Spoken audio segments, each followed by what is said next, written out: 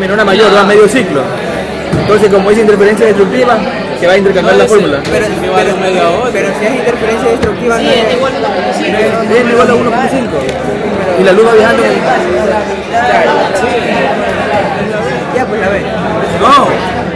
Dale, póngala a ver. No, es la A. Póngala a ver, pero Es la A, a mí no me importa, la verdad, o sea, yo... Porque va a haber un índice de refracción menor, un índice de refracción mayor. Va a haber un cambio de medio ciclo. Aquí dice, o sea, es el aire que es 1. Pues. Yo solo me guié por el más medio que decía que era para el porcentaje de ion destructiva. Pero yo no le hice el ciclo. Es que nunca te dicen que vienen de un medio a otro. Pero o sea, yo sumo. Es que se suma, o sea, es que el aire 1 y el otro 1.5. Y aparte eso estaba... Le pega el vidrio. Doble apertura, tenemos ondas difractadas por cada una de esas aperturas y de acuerdo a la teoría, esas ondas deberían interferir en la pantalla que está al frente. Los patrones que ven ustedes allí son patrones de interferencia, pero hay uno que no muestra máximos y mínimos, como pueden ver en el gráfico C. El centro siempre estará coherente respecto al punto de mayor, por lo tanto es la A. Vean ustedes esa explicación. La respuesta es la A. Muy bien. Podemos ver un poquito más abajo, ya que la intensidad se superpone. Muy bien. Intensidad máxima, la A o K. Bueno, pues hubo inicialmente un grupo que marcó la C y otro grupo la A y da una explicación. De entrada, nosotros en este experimento con esos dos focos, recuerden que son focos incandescentes. Los focos incandescentes, la mayor parte de la luz que ellos emiten es luz infrarroja, porque lo hacen en función del calentamiento de un filamento. Y nosotros solamente utilizamos una pequeñísima parte, que es la parte visible. Es decir, de un foco incandescente nosotros solamente aprovechamos el 5% como luz. El 95% lo perdemos en calor. Lo podríamos utilizar, pero nosotros no vemos luz infrarroja. Por eso es que los focos posteriores que se han desarrollado con otras tecnologías, los focos ahorradores, que esos son 25% eficientes, y los focos LED, que tienen una eficiencia para arriba del 80%, tienen esa característica. Es decir, usted un foco incandescente, lo que paga usted por un foco incandescente de 100 vatios, ¿no es cierto? Usted, si lo reemplaza por aproximadamente 15, 20 focos LED, paga exactamente lo mismo y tiene casi el triple de iluminación. No es una mala inversión cambiar los focos ahorradores, inclusive sacarlos y reemplazarlos por focos LED. Dan más iluminación y consumen la cuarta parte de energía. Es decir, un foco ahorrador de 25 vatios equivale a una potencia solo de 6 vatios de un foco LED. ¿Perdón? Como dice Luis, a menos que quiera utilizarlo como calefacción estos días, ¿verdad? Bien, aquí tenemos nosotros dos fuentes incoherentes. Por lo tanto, no podríamos nosotros esperar ningún patrón de interferencia sobre la pantalla. ¿Podríamos utilizar algún truquito, Luis, para hacer que se produzca interferencia con esa fuente? La respuesta es sí. Utilicemos un solo foco. Pero un solo foco y le hacemos una sola apertura enfrente para que sea una sola fuente, aunque es incoherente temporalmente, puede ser coherente espacialmente. Y al frente le ponemos otra pantalla opaca con dos ranuras. De tal forma que ahora sí, el frente de onda que llega al de arriba es el mismo que llega al de abajo. Y por lo tanto sí podríamos ver interferencia sobre la pantalla en caso al menos interferencia temporal. Entonces la respuesta correcta es la C. Son incoherentes. A ver. Esta es la parte matemática del fenómeno de interferencia, que de ley hay que mencionarlo. Y lo que nosotros tenemos son estos. A ver, alumnos queridos, ahí tenemos nosotros dos frentes de ondas, dos ondas planas representados por esa función, que tienen una cierta diferencia de fase. Como les decía, Esta puede ser el fasor que me representa la onda E sub 1 y este puede ser el fasor que me representa la onda E sub 2. ¿Ya? Como pueden ver ustedes, estos dos fasores generan esas dos funciones, tienen la misma amplitud, y también tienen esta diferencia de fase. Esta diferencia de fase es lo que ustedes ven allí con ese símbolo phi. Entonces, si yo sumo, si son coherentes espacial y temporalmente, entonces ¿cómo sería la onda resultante? Sería más o menos así. Esta la sumo con esta, si lo ven, ¿verdad? Y me da un vector acá. Ese vector es este. Ahí está. Vamos a sumar los dos y logramos esto, como ustedes pueden ver. Donde de esa expresión que ustedes ven allí al final, ¿qué es lo que a mí me interesa de esa función? ¿Solo qué cosa? Solo me interesa su amplitud, nada más. Porque yo estoy midiendo interferencia en un punto determinado. Solo me interesa saber, esto lo les decía, esta es la una onda, esta es la otra onda. ¿Qué es lo que he hecho? Encontrar la función de quién, de la resultante de estas dos. Es decir, solo me interesa cómo varía esta amplitud. Y esa amplitud, como ustedes se dan cuenta, depende de qué cosa. ¿De qué depende la amplitud de la resultante de estas dos? Del ángulo de fase, es decir, ahí tendrán una amplitud, ahí tendrán otra, ahí tendrán otra, ahí tendrán otra, dependiendo de cómo ellos lleguen. Entonces, la intensidad, como ustedes recuerdan, es proporcional al cuadrado de la amplitud.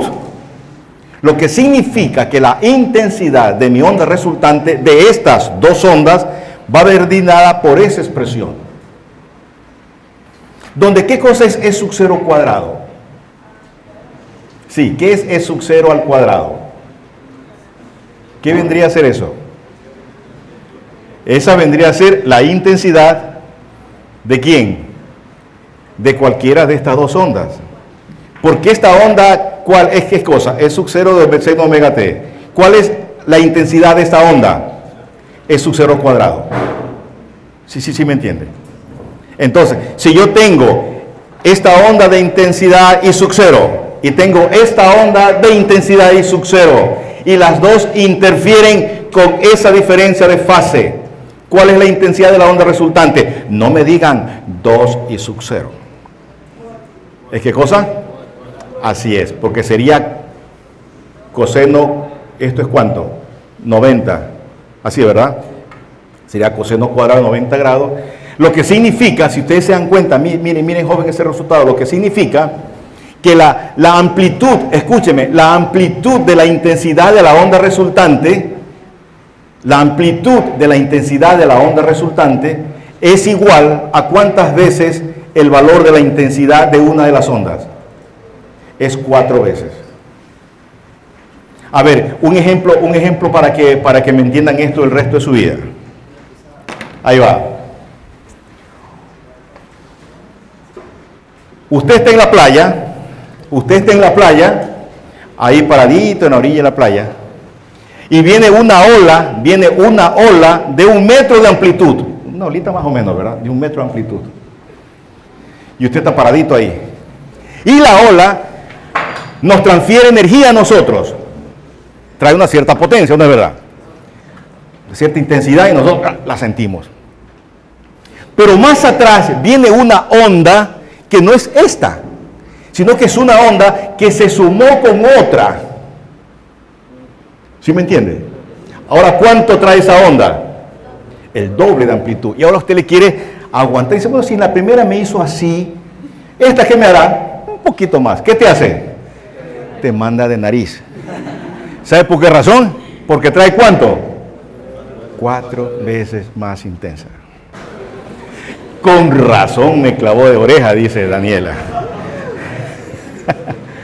Bien, ¿qué representaba el ángulo phi?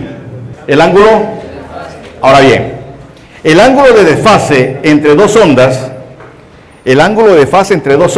usted lo puede expresar de distinta forma. Por ejemplo, si una onda que está interfiriendo con otra, la una salió primero y la otra salió después, entonces esas ondas están desfasadas en tiempo. También puede ser que una onda llegue al detector y la otra onda sale de otro punto y recorren caminos distintos. Ese desfasamiento angular que usted ve allí, usted lo puede expresar en distancia recorrida o en tiempo de retardo. Por ejemplo, si las ondas están desfasadas 180 grados, ¿a cuánto equivale ese desfasamiento en tiempo? Bueno, esto es física 2 por si acaso, ¿eh? Sí me entienden, ¿verdad? Esto es física 2. Al menos cuando yo daba esa materia yo enseñaba esto. Porque es interesante, porque no todos los problemas hablan de desfasamiento angular. Hay desfasamientos en tiempo y en distancia. Por lo tanto, si los estudiantes saben esto, van a entender esa expresión que tengo yo allí. Si están desfasadas 180 grados, ¿cuánto están desfasadas en tiempo? Ok, aquí viene una onda. Miren mi onda, por favor, miren mi onda. ¿Sí me entienden, verdad? Perfecto, aquí viene mi onda. A ver, en distancia de esa onda, ¿qué he dibujado aquí? Lambda, perfecto. ¿Está claro, verdad? Lambda. Ahora imagínense esto, que yo cojo mi onda y le tomo una fotografía. Y la cojo la onda y la hago que se desplace a lo largo de ese lambda. ¿Sí me entienden? ¿Cuánto tiempo tardó de aquí a acá? Un periodo. Un periodo. Por lo tanto, si está desfasado 180 grados, equivale a ¿cuánto de un periodo? La mitad. ¿Y cuánto equivale en longitud de onda? La mitad. Si las dos ondas están desfasadas 360 grados, en camino recorrido, ¿cuánto están desfasados en distancia? Lambda. Y en tiempo, un periodo. ¿Sí me entendieron, verdad? Es clave lo que les estoy explicando ahorita para que luego puedan entender películas delgadas. Sí, si pones una ranura y luego pones dos, lo que pasa es que al pasar la primera ranura tienes un solo frente de ondas. Y al tener un solo frente de ondas y enfrente pones dos, lo que le pasa a la una también le pasa a la otra. O sea, vuelven a ser coherentes al menos espacialmente. Entonces sigo con esto, aquí está. Esta es la parte que quiero yo que ustedes se fijen. Y quiero que se fijen en esto. Primero, recuerden, ese ángulo phi que ustedes ven allí, el ángulo phi que ven ustedes en esta expresión, representa la diferencia de fase. Y como la diferencia de fase yo la puedo expresar en radianes o el ángulo, o lo puedo expresar en tiempo, o lo puedo expresar en camino recorrido, aquí lo estoy expresando yo en longitud de onda. Y delta L, este que ven ustedes aquí, delta L, representa el camino recorrido entre las dos ondas, diferencia en camino, delta L. Por eso ven ustedes aquí que phi es a 2pi, como delta L en camino recorrido equivale a una longitud de onda. Fíjense que en esa expresión, por favor, fíjense que en esa expresión I sub 0, cuidado, I sub 0 representa la amplitud de mi onda resultante, de esa que ven allí. ¿Quiere que repita la explicación de diferencia de fase como afecta el tiempo? Ya. A ver, un estudiante me pregunta, repita por favor la explicación de diferencia de fase, cómo afecta el tiempo. No es que, a ver, suponga usted que las dos ondas, imagínense que las dos ondas son dos corredores que parten de distintos puntos, ¿de acuerdo? Las ondas son dos corredores. Estos dos corredores se mueven con la misma velocidad, porque viajan en el mismo medio.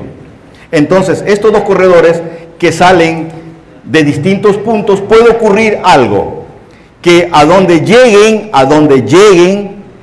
ese punto se encuentre a la misma distancia donde parte el uno y parte el otro. Entonces, ¿cómo llegarán a ese punto? ¿Cómo llegarán? Al mismo tiempo, ¿o no es verdad? Ahora supóngase que ese punto no está a la misma distancia de los dos, sino que está a una distancia desplazado más hacia allá. ¿Qué va a ocurrir ahora? Que el uno va a llegar primero, ¿no es verdad? y el otro llega después, ¿sí me entiende? Entonces, como el uno llega primero y el otro llega después, decimos que están desfasados en tiempo. ¿Quién recorre más distancia? El que está más lejos. Decimos que están desfasados en camino recorrido. ¿Y cómo lo asociamos esto a una onda? Porque decimos que esas ondas tienen una cierta diferencia de fase. Y esa diferencia de fase la asociamos nosotros al tiempo y a camino recorrido y decimos, si el desfasamiento de fase es de 180 grados, entonces significa que el uno y con respecto al otro están desfasados medio periodo. Y en distancia están desfasados media longitud de onda. ¿Y si están desfasados 360 grados? Estar desfasado 360 grados equivale a como que estuvieran en fase los dos, porque llegan exactamente a la misma posición. Miren, allí les estoy mostrando, miren, ahí pueden ver en esa animación, alumnos, fíjense, ahí estoy mostrando, claro, el ejemplo que yo estoy utilizando, fíjense, el ejemplo que yo estoy utilizando es de dos ondas de la misma amplitud, dos campos eléctricos de la misma amplitud. Ahí ustedes pueden ver un ejemplo de dos amplitudes diferentes. Si ven el vector azul y el vector rojo, perfecto. El vector azul y el vector rojo son los dos vectores campo eléctrico. Y el ángulo entre ellos es lo que nosotros hemos llamado el ángulo de fase. ¿De acuerdo?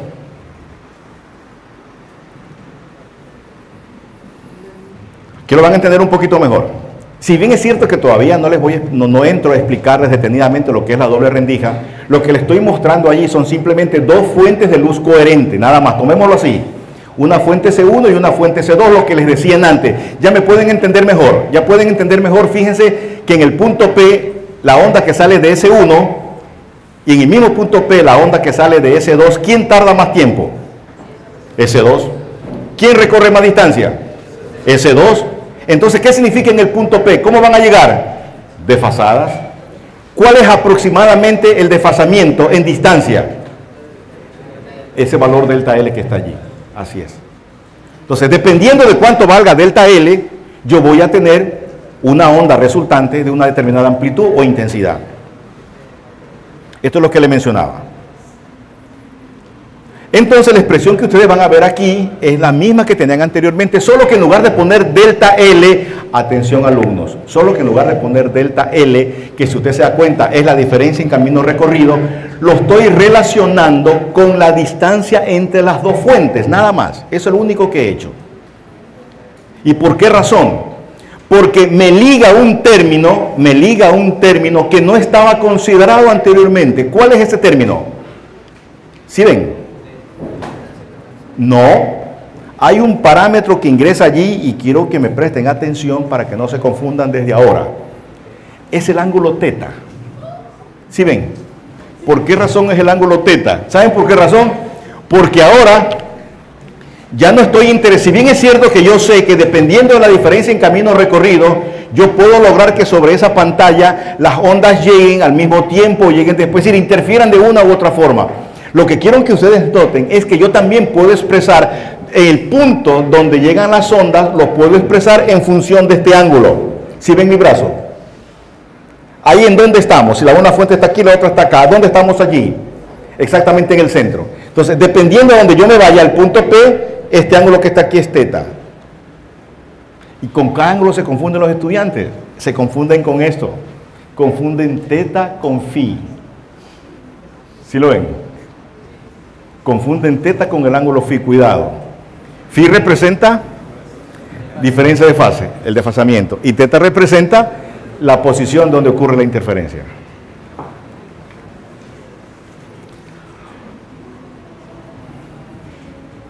La intensidad es 4 veces, ojo, ya.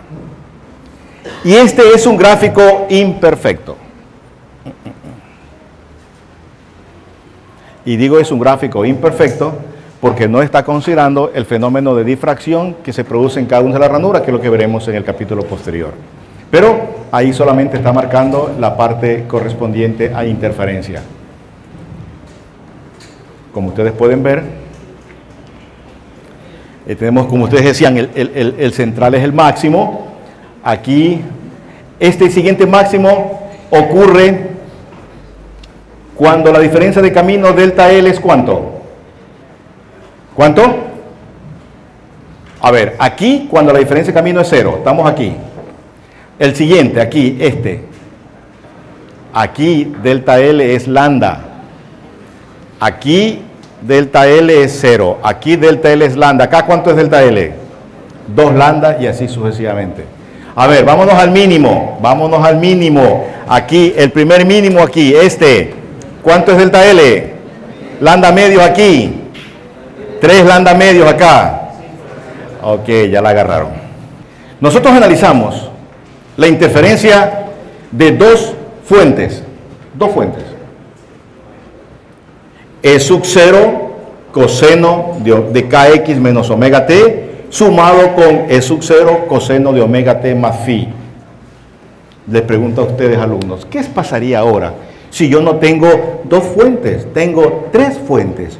1, 2 y 3. ¿Qué tendría que hacer ahora? Sumarle a esa expresión E1 más E2, ¿ahora qué ponerle? Más E3. ¿Y qué pasaría si tengo 4? 1, 2, 3, 4. ¿Qué pasaría si tengo más fuentes? ¿Qué pasaría con el resultado matemático? Eso es imposible resolver. Eso es imposible resolver. Entonces vamos a utilizar este método súper sencillo, que se llama el método fasorial y que nos va a ayudar a entender difracción. Miren, a ver jóvenes, aquí están. ¿Dónde está la reglita? A ver si me siguen. Si me siguen, vengo por acá. A ver, entonces, sabemos nosotros que tenemos una onda que sale de una fuente y tenemos otra onda que sale de otra fuente. Nos vamos a olvidar por un rato, sabemos que son ondas, y lo vamos a representar por un fasor, por un vector. Entonces, el de la onda 1 es este. ¿Ya? Y el de la otra onda, que es de la misma amplitud, es el de acá. Y las dos ondas están desfasadas un cierto ángulo. Están desfasadas este ángulo phi. Aquí está la una onda, la otra onda. Entonces, estas ondas viajan y en distintos puntos van a interferir, en donde la amplitud de la resultante será la suma de las dos, esta sumada con esta, es decir, A. Entonces, A representa la suma de las dos amplitudes. Ahora bien, phi es el desfasamiento entre ellas. Este ángulo que está aquí es idéntico al ángulo de acá. Por lo tanto, alfa más alfa es igual a phi. Entonces, ¿cuánto vale esto en función de estas dos amplitudes? Aquí trazo una perpendicular, esto sería A1 coseno de alfa y esto sería A1 coseno de alfa. Entonces la amplitud del resultante es A1 coseno de alfa más 1 coseno de alfa, lo que está aquí. Entonces esta sería la amplitud de la onda resultante. Pero no trabajemos con alfa, trabajemos con el ángulo de desfase entre las dos ondas, que es phi. Esto. Entonces tendríamos que A es igual 2A coseno de phi. Bingo, que fue lo que encontramos en antes sumando con toda la trigonometría. ¿Sí me entiende? Entonces, déjenme ver si lo puedo mover desde aquí. Ahí está. Aquí viene lo interesante. Entonces, nosotros sabemos que la intensidad de cualquier onda es proporcional al cuadrado de su amplitud, ¿o no es verdad? Entonces, aquí tengo la amplitud de mi resultante. ¿Cuánto es la intensidad? El cuadrado de esto. Aquí está el cuadrado de esto. Donde se comprueba una vez más que el pico de intensidad de la onda resultante es 4 veces el valor de la intensidad de cualquiera de las dos ondas. Que el ejemplo que yo les decía a ustedes de las olas en la orilla, en el mar. ¿Sí ven? Esta gráfica que usted ve aquí, es el gráfico de la intensidad en función de la diferencia de fase con que llegan las ondas. Lo explico con manzanas. Atención. Aquí está. Aquí sale la primera frente de onda. De acá sale el segundo. Y llegan al punto P. La intensidad en el punto P, viene dado por esta expresión, donde phi representa la diferencia de fase entre esta onda que viene por aquí y la otra onda que viene por acá. Ahí, ¿dónde estamos? ¿En qué punto estamos allí? ¿Dónde estamos? Estamos en el 0. Estamos aquí. Aquí estamos. En el punto P, ¿dónde estamos? Aquí en el centro.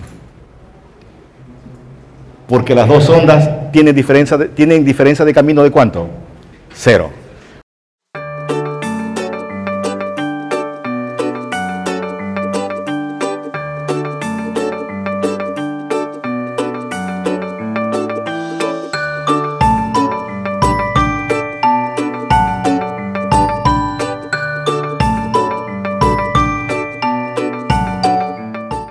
Cuatro veces la intensidad debe tener doble la amplitud. Y como la otra onda tiene amplitud 1, por lo tanto es 9 veces más intenso. Bien, recuerden, se suman las amplitudes, no se suman las intensidades. Cuidado. Por ejemplo, ¿cuál sería el valor mínimo? Ahora sí me lo pueden decir más rápido.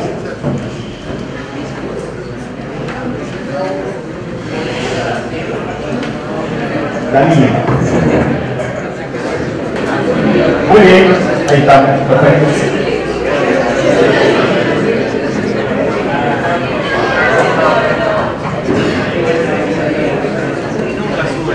Es sub 1, porque si restamos las amplitudes, nos da la amplitud de una de las ondas, por lo tanto el cuadrado de ella corresponde a la intensidad. Ahí están los gráficos, ahí ustedes pueden ver la amplitud de la onda resultante en función de la diferencia de fase, y lo que ven abajo es la intensidad. No es la intensidad promedio, cuidado, la intensidad promedio es otra cosa. La intensidad promedio ahí tendríamos que sacarle el promedio del proceso cuadrado. ¿Y cuál es el promedio del proceso cuadrado para un periodo?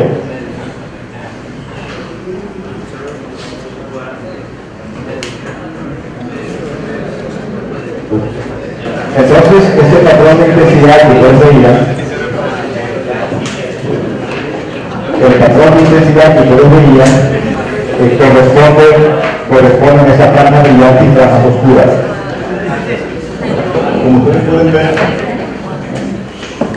pueden ver, no son líneas brillantes, son franjas brillantes. Porque un estudiante me preguntaba, ¿y qué pasa si la diferencia de camino es 0,33 lambda? Pues eso es una interferencia parcialmente constructiva. Por eso es que usted ve que las franjas brillantes son franjas, no son líneas. Significa que en la parte central se produce el máximo de interferencia y a los lados hay interferencia parcialmente constructiva. Usted puede ver en el gráfico, se muestra en la parte superior, se muestra cómo las ondas deben estar llegando para que se destruyan y cómo deben estar llegando para que las ondas se sumen.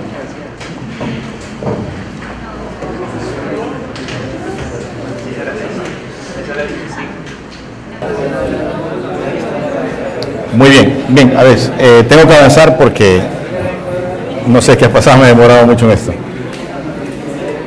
A ver, lo primero que deberíamos observar es cuál es la diferencia en camino recorrido que tienen esas ondas. Estamos hablando de 4 metros y 5 metros, 1 metro, ¿verdad? Y como sabemos que la longitud de onda es de 1 metro, entonces estamos seguros que en el punto P hay interferencia constructiva. Entonces, si hay interferencias constructivas, entonces las ondas van a sumar exactamente sus amplitudes. Por lo tanto, tengo que yo determinar la amplitud de cada una de ellas. Sabemos nosotros que la intensidad es proporcional al cuadrado de la amplitud, por lo tanto, tendríamos nosotros la amplitud de la primera onda y la amplitud de la segunda onda, 2 y 3 respectivamente.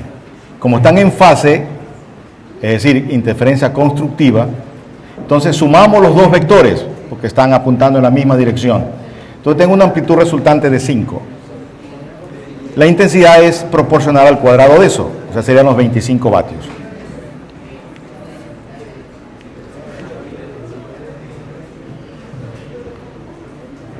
Miren cómo nosotros podemos hacer un pequeño truco para una fuente de luz que no sea coherente o espacial o temporalmente, poder lograr observar el fenómeno de interferencia.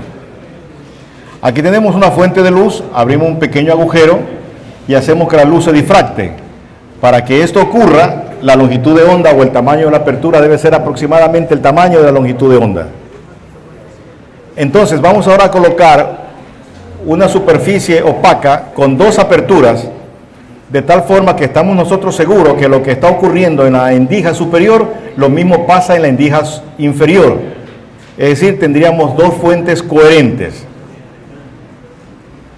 Y a la derecha observamos el fenómeno de interferencia. Lo que se observa a la derecha, franjas brillantes y oscuras, es simplemente la superposición de los campos eléctricos en cada uno de estos puntos que llegan con distinto ángulo de fase. Cuando llegan desfasados 180 grados, se destruyen, interferencia destructiva, o cuando llegan en fase 0, lambda, 2 lambda, la interferencia es máxima en la zona brillante.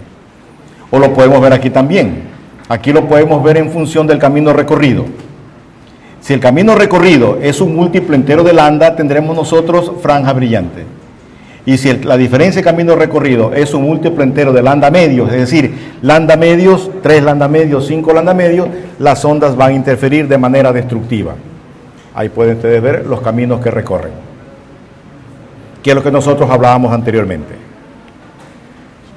Estas franjas se las identifica en la ecuación que vamos a ver a continuación con las letras M0, M1, M2 para las franjas brillantes que aparecen en la parte superior y simétricamente en la parte inferior con números negativos. Ahora bien, nuevamente, esa es la expresión para la intensidad. Por favor, observen.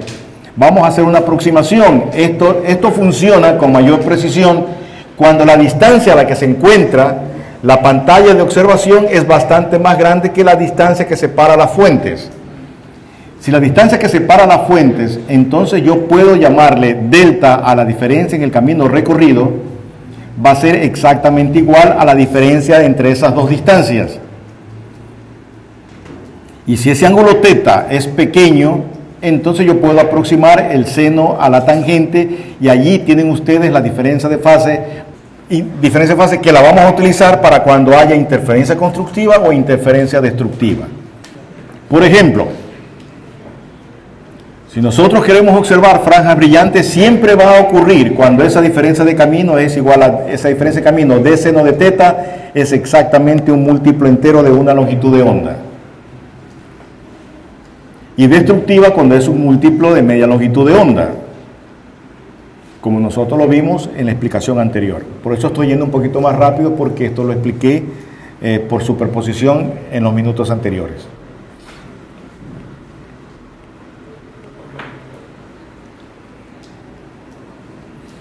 Entonces, para ángulos pequeños, el seno de teta yo lo puedo aproximar a la tangente, y ahí tenemos nosotros para las posiciones de las franjas brillantes y las posiciones de las franjas oscuras.